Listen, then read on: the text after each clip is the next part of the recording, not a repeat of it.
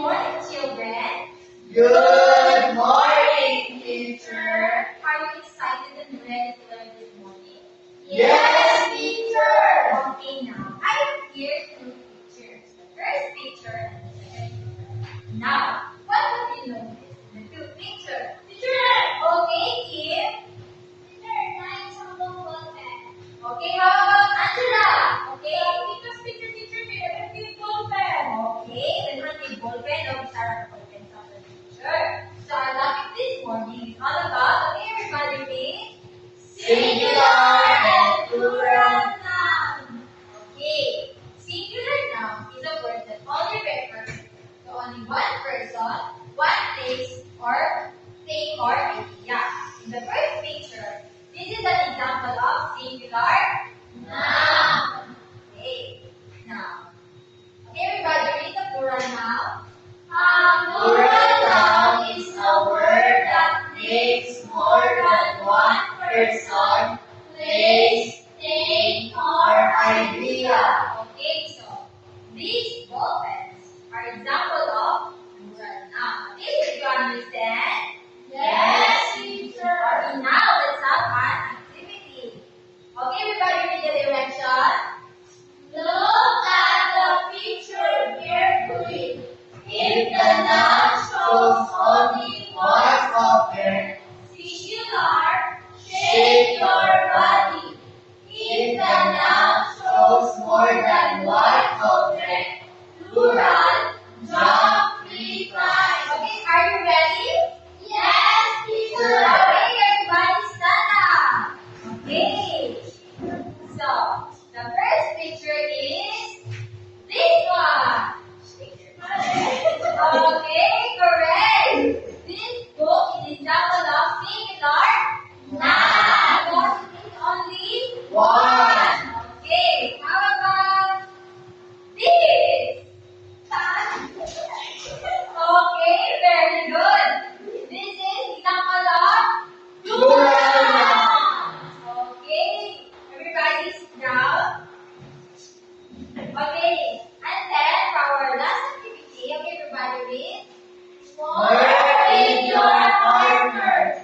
Look around the classroom and list at least 3 examples of singular nouns and 3 examples of plural nouns. Write your answer on the paper and get ready to share them with your class. Okay, nandun ba yung partner? Yes, teacher. Is it partner ni Lilian? Yes, Your partner? Si Kim Rose. How about Angela? Your teacher. Okay, we now start doing your activity. I will give you 3 minutes only.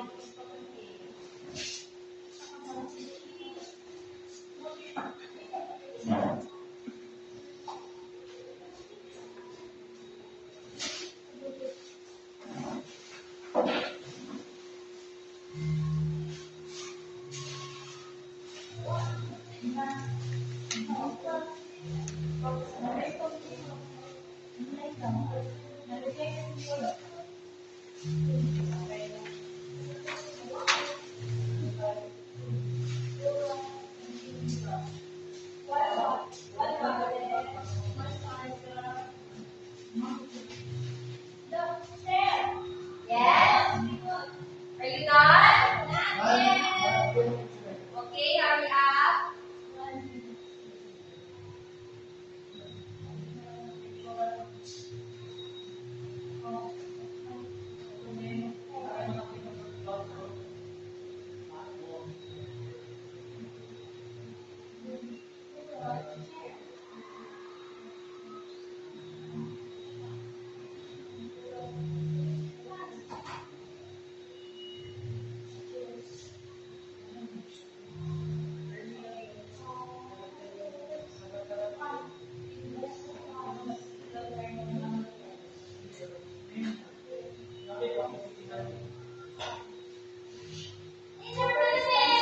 Okay.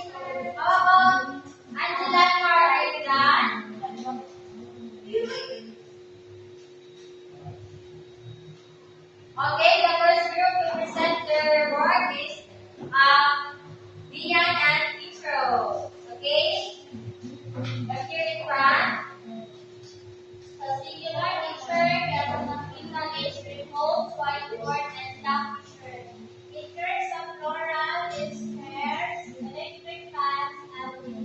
Okay, very good. Okay, are you done, Martin and Dylan? Share your answers here. Teacher, there are examples singular teacher. Sa clip, Okay, sa very good. supply, sa perfume, o sa remote. Okay, sa plural. Yung plural picture kay cell phones, yung chairs, yung electric fans, yung water dispenser, yung the lights, equipment, ball pens. Okay, very good.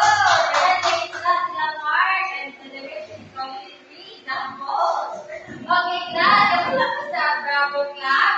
Wala, teacher. Bravo, bravo, bravo, bravissimo.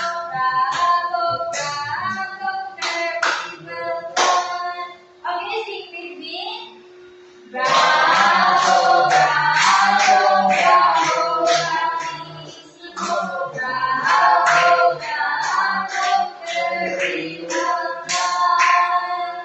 Okay, class. Look at share here in class about our discussion earlier. Okay, Angela. Teacher, one teacher. It's all about the singular and plural noun teacher. Okay, who can give me example of singular and plural? A singular only, okay, Kim? Teacher, example of singular is one pen. Okay, how about plural? Okay, Mark? Teacher, the chairs teacher. Okay, very good. And that's all for today. Goodbye, class. Goodbye and thank you, teacher. Okay, goodbye. Should now go out. Ouch. Yeah. Pag- Okay.